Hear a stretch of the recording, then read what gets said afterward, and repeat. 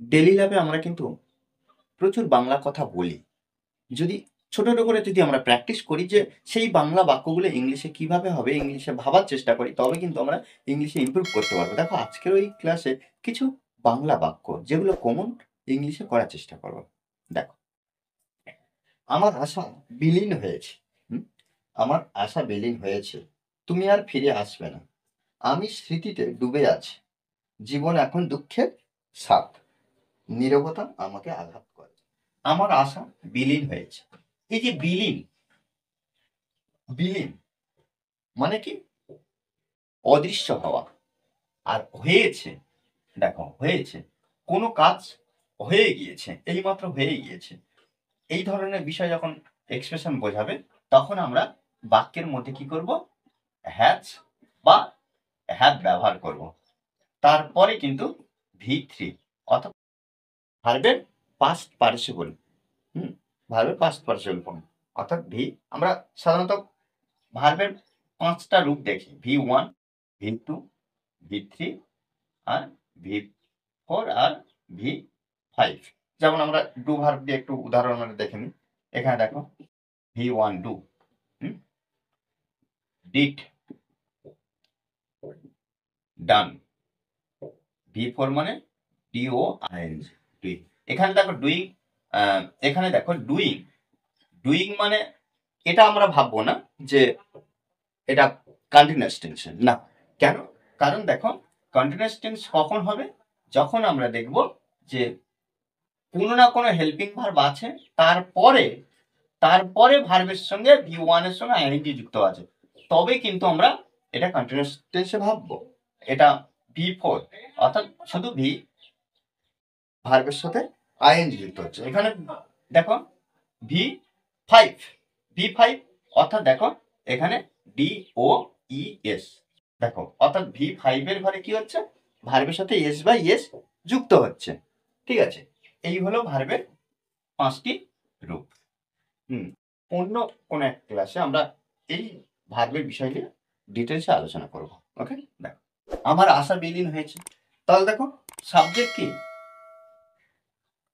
আমার আশা। তাহলে এখানে আমরা লিখতে পারি কি? My hope, my hope. এরপরে দেখো হ্যাজ ব্যবহার করব। কেন? এটা singular. My hope has vanished. Okay? তুমি আর ফিরে আসবে না। দেখো এই যে আর অর্থাৎ কি? তুমি কখনো আর ফিরে আসবে না। তুমি কখনো আসবে না, এই আরের জন্য। আর আসবে না, ব।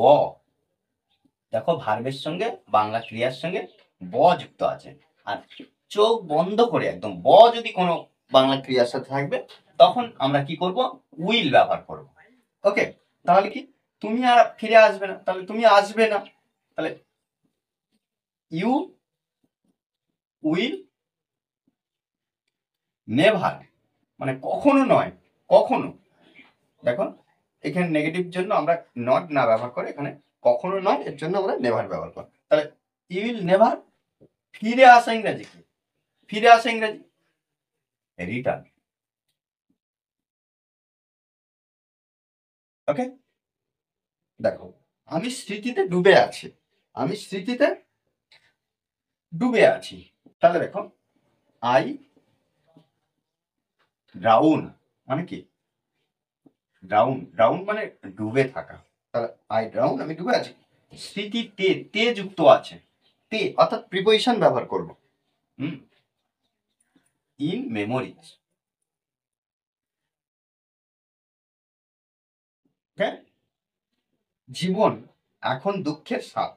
তাহলে এখানে দেখো এই যে জীবন দুঃখের স্বাদ, আমরা কিন্তু এই যে এখন আলাদাভাবে সময়টা ব্যবহার করব না, শুধুমাত্র লিখে দেবো কি লাইফ,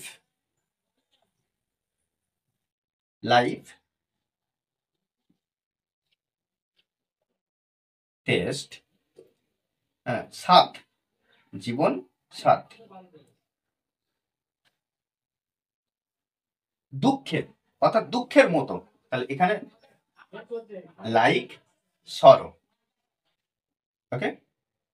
নীরবতা আমাকে আঘাত করে। নীরবতা আমাকে আঘাত করে। তাহলে এখানে আমরা লিখব সাইলেন্স,